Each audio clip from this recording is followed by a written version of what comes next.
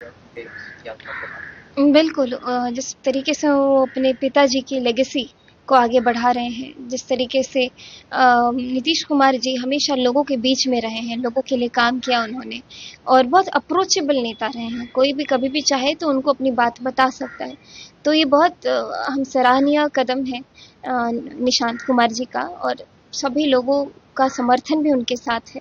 सद्भाव यात्रा यानी कि सभी वर्ग के लोगों को साथ लेकर के चलना ये काफ़ी अच्छा इनिशिएटिव है। मुझे लगता है लोग काफ़ी जो उनसे पहले नहीं मिले हैं वो इस बार उनको मिलेंगे, उनके विचार को समझेंगे और हम सभी उनके साथ हैं।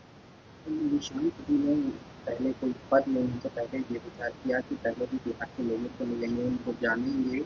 तो क्या लगता है इसका जो फ़ायदा है वो निशांत जी को मिलेगा? एक पॉजिटिव मैसेज जा रहा है लोगों के बीच कि मुख्यमंत्री के 2 दशक के मुख्यमंत्री के बेटे हैं, फिर भी अभी क्षेत्र में मेहनत करने जा रहे हैं। निशांत जी बहुत ऑनेस्ट एक इंसान है। जितना मैं उनसे मिली हूँ मैं ये समझ पाई हूँ कि उनके भीतर जो एक वैल्यूज़ हैं वो उसको ध्यान में रखते हुए अपने फैसले लेते हैं, अपना काम करते हैं और कहीं ना कहीं यही डिफरेंस हो जाता है कि एक यूथ लीडर का जो माइंडसेट है, जो प्रोग्रेसिव माइंडसेट है, ये कहीं ना कहीं अपने यूथ को ही देख करके, यूथ लीडर्स को ही देख के समझ में आता है कि कुछ तो चेंज है, कुछ अलग बात है आजकल युवा नेताओं में। तो हम सभी लोग we look up to him और निशांत जी को खूब शुभकामनाएं देते हैं और हम सभी उनके साथ सपोर्ट में हैं।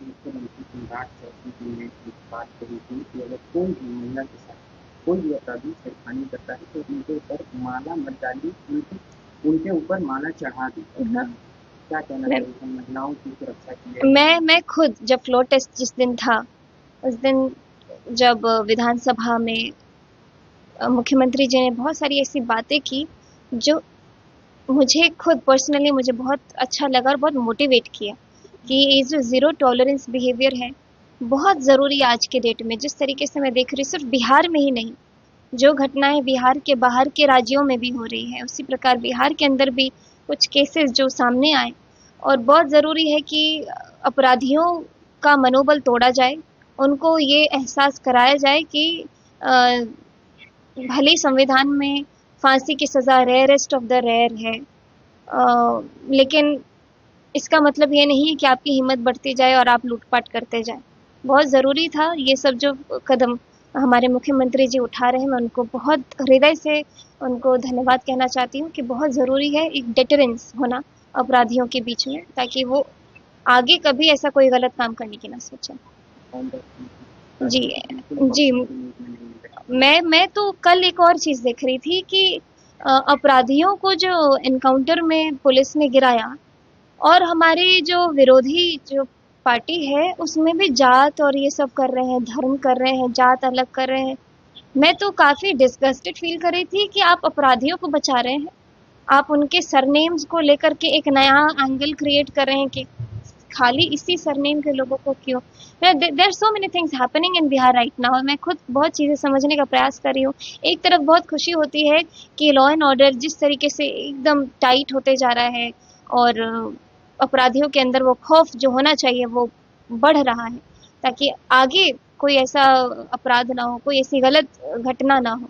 लेकिन इसमें भी विरोधी अपनी राजनीति कर रहे हैं तो that is very disturbing to hear कि बड़े-बड़े पॉलिटिशियन ऐसे बयान दे रहे हैं। 5 राज्यों में चुनाव चल रहे थे, जो इस पर देखा जा रहा था कि काफ़ी कांटे की टक्कर होगी। बंगाल सबसे पहला नाम था। बंगाल में भाजपा एक प्रचंड बहुमत की तरफ आगे बढ़ चुका है। क्या कहना चाहिएगा? ये बहुत ही खुशी की बात है। बंगाल वालों ने जो अपने लिए फैसला लिया है ये काफ़ी सराहनीय है क्योंकि जब एक कार्यकर्ता के रूप में मैं प्रचार करने वेस्ट बंगाल गई, वहाँ पे जितने सारे लोगों से मैंने संवाद किया, बातचीत की, जनसभा थे, रैलीज़ थी, अलग-अलग जगह अलग-अलग एक्टिविटीज़ में मैंने भाग लिया, तो बहुत सारे लोगों के चेहरे पर मैंने वो उत्साह देखा, वो एक भरोसा देखा जो भारतीय जनता पार्टी पर वो रखते हैं। तो बहुत ज़रूरी था ये बदलाव आना। बहुत सारे लोगों ने खुद कहा था कि अब बहुत हो गया इन लोग का गुंडा लूटपाट या फिर बहुत प्रॉब्लम्स थी बंगाल में जो लोग बदलना चाहते थे और इसलिए आज जो मैंडेट हम लोग देख रहे हैं, जो न्यूज़ देख रहे हैं तो काफ़ी खुशी हो रही है। बंगाल में चुनाव में जो एक चर्चा का विषय बनी थी, हाथी पर मां भी चुनाव में उतरी थी। वो भी एक मुद्दा था। अब क्या लगता है कि बंगाल में महिलाओं के साथ कैसा व्यवहार होगा? बीजेपी की सरकार बनने जा रही है, महिलाएं सुरक्षित रहेंगी? बिल्कुल सुरक्षित रहेंगी। लोगों ने महिलाओं ने भरोसा करके ही भारतीय जनता पार्टी को वोट दिया है। भारतीय जनता पार्टी का एक कर्तव्य है कि कोई भी मतलब क्राइम टॉलरेट ना हो। और आप बिहार में खुद देख रहे होंगे जिस तरीके से ज़ीरो टॉलरेंस का रवैया अपनाया जा रहा है। हम भी न्यूज़ में देख रहे हैं, काफ़ी जगह जो सज़ा दी जा रही है, कड़ी कार्रवाई की जा रही है। मुझे लग रहा है बंगाल में बहुत अच्छे से ये डिसिप्लिन को रखा जाएगा। जब बयानबाजी चल रही थी, चुनाव प्रचार चल रही थी, तो अमित शाह के ऊपर अभिषेक बनर्जी ने कहा था कि हम लोग 4 तारीख को देख लेंगे कि किसमें कितना है दम, और उसके बाद हम इनको बाहर भगाएंगे, गुजरातियों गुंडों को हम बाहर भगाएंगे, ऐसी बात का प्रयोग किया गया था। मैं इसीलिए भी मुझे लगता है कि उनके लिए नेगेटिव जो रिजल्ट इस बार चल रहा है, ये कहीं न कहीं उनके खुद के कारण है।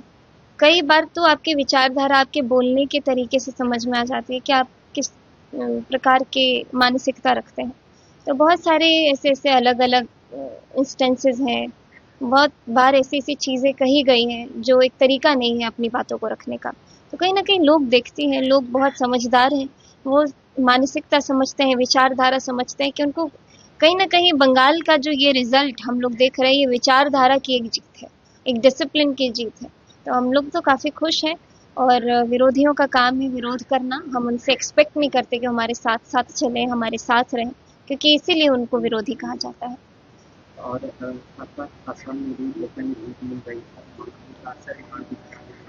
वो भी एक अच्छे नंबर पे बीजेपी के आंकड़े वहाँ भी अच्छे आ रहे हैं। असम के मुख्यमंत्री जी को फिर से बहुत-बहुत शुभकामनाएँ। लोगों का प्यार उन्होंने जीता है और लोगों का प्यार जीता है तभी लोगों ने उनको वो सम्मान उनका बरकरार रखा है, आगे भी रखेगी और यही अपनापन रहेगा असम में। एक और सवाल है कि चुनाव के 2 मुद्दे बने और 2 डिशेज़ काफ़ी फेमस थी। बंगाल में झाल मुड़ी और असम में पेड़ा का नाम सामने आया है। क्या लगता है ये दोनों चीज़ें काम कर गई चुनाव में? चुनाव में कब क्या काम कर जाता है, क्या काम नहीं करता है, क्या उल्टा बैकफायर कर जाता है, ये तो आप जब तक पूरा चुनाव कंक्लूड ना हो जाए, उसके बाद आप चीज़ें समझना शुरू करते हैं कि आखिर क्या-क्या कैंपेन किया, किसका क्या लोगों के ऊपर प्रभाव रहा। तो कहीं न कहीं बहुत सारे एस्पेक्ट्स होते हैं जिसको लेकर के बात की जा सकती है। बंगाल में बीजेपी की सरकार बनी है, अगर आपको अपने गाने से इसको कुछ स्वागत करना चाहिएगा, जनता के इस फैसले को, तो कुछ मैंने गाना ऐसे बनाया नहीं है इस चीज़ को लेके। मैं जो गाती हूँ भजन, मैं वही गाती रहती हूँ। क्या सुनाऊँ फिर? मुझे लग रहा है मैंने एएनआई पे हर एक गीत बधैया से रिलेटेड ऑलरेडी सुना दिया है। लेकिन आज जो मैं फुटेज टीवी पे देख रही थी, लोग फायर क्रैकर्स, लोग पटाखे, दिवाली सब मना रहे हैं।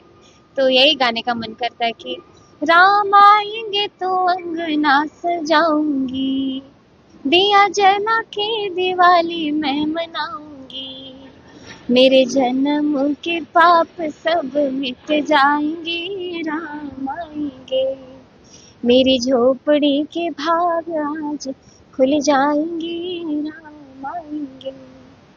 बंगाल के लोगों को क्या कहना चाहिए, जैसे महिलाओं को क्या कहना चाहिए? बंगाल की महिलाओं का इस बार बड़ी भूमिका रही है। उन्होंने जिस प्रकार वोट किया है, भारी संख्या में मतदान किया है, तो मुझे उम्मीद है, मैं पूरा विश्वास रखती हूँ कि जो उम्मीद उन्होंने भारतीय जनता पार्टी पर जताया है, पार्टी की भी उतनी ही बड़ी जो जवाबदेही है अब है, वो दायित्व पार्टी निभाएगी और आपकी उम्मीदों पे खड़ा उतरेगी। अब से डीडी फ्री डिश की चैनल नंबर 57 पर देखिए न्यूज नेशन।